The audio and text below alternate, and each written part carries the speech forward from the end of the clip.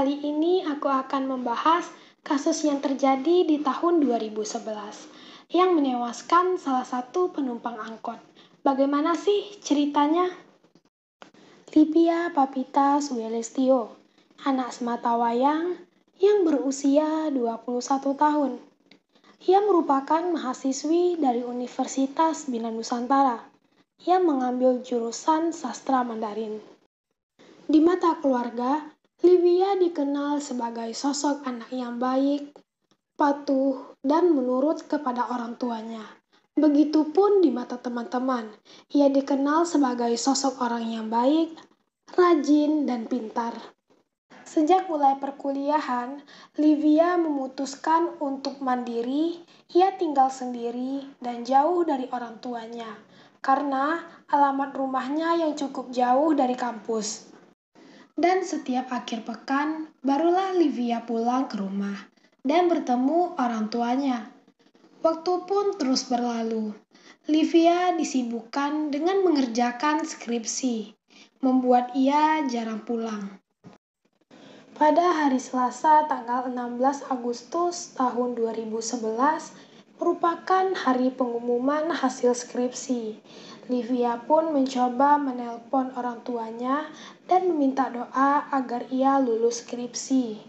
Sekitar pukul 4 sore, Livia mengabarkan bahwa ia lulus skripsi. Mendengarkan kabar itu, orang tuanya sangat senang dan berniat ingin menjemput Livia di kosannya untuk merayakan kelulusannya. Keesokan harinya, orang tua Livia mengabarinya bahwa mereka bersiap-siap untuk berangkat. Tetapi ponsel Livia tidak dapat dihubungi. Ibunya pun berpikir bahwa dia pergi bersama teman dan lupa membawa ponsel. Sedangkan ayahnya mempunyai firasat yang tidak enak. Sehingga orang tuanya mencoba bertanya kepada teman Livia. Ternyata teman Livia juga tidak mengetahui keberadaan Livia. Keesokan harinya, orang tua Livia pergi ke kosan, dan menurut penjaga kosan bahwa Livia sudah pergi sekitar pukul 8 pagi kemarin. Mendengarkan informasi dari penjaga kos membuat orang tua Livia panik.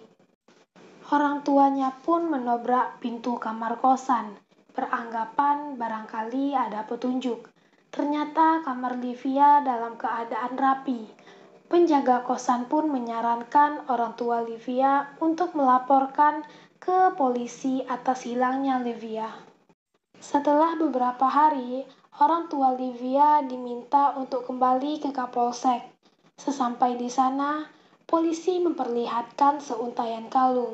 Tanpa melihat dua kali, orang tua Livia yakin bahwa kalung itu milik Livia. Orang tua Livia melihat ada ceceran darah di kalung tersebut. Orang tua Livia pun semakin panik dan lemas. Ia pun sambil menangis mengatakan kepada polisi bahwa dia hanya mau anaknya kembali, dan ibu Livia pun jatuh pingsan. Polisi pun terus menyelidiki kasus ini, dan ditemukan 4 orang pelaku, yaitu Irwan Saleh berusia 22 tahun, Rohman Setiawan alias Remon berusia 20 tahun, Muhammad Fahri berusia 19 tahun, dan Afriyadi berusia 22 tahun. Yang terbukti bersalah telah melakukan pembunuhan dan pelecehan. Dari keterangan yang berhasil dihimpun polisi, Livia terakhir bertemu teman-temannya pada hari Selasa tanggal 16 Agustus. Setelah berfoto-foto dengan teman-temannya, Livia naik angkot. Dan berdasarkan keterangan saksi, diketahui di belakang mobil angkot ada gambar Rolling Stone. Setelah dilakukan penelusuran, ternyata ponsel korban yang hilang dijual tak jauh dari tempat kosannya. Para tersangka itu pun selanjutnya merencanakan perampasan ponsel dari korban yang dipilih secara acak. Jika korban melawan akan dibunuh. Rupanya Livia penumpang pertama yang naik angkot. Sekitar jam 2, Livia dibekap dengan jaket, lalu diletakkan di belakang jok. Karena masih memberontak, Leher Livia dijerat dengan tali yang bisa dipakai untuk mengikat barang. Nyawa Livia pun melayang.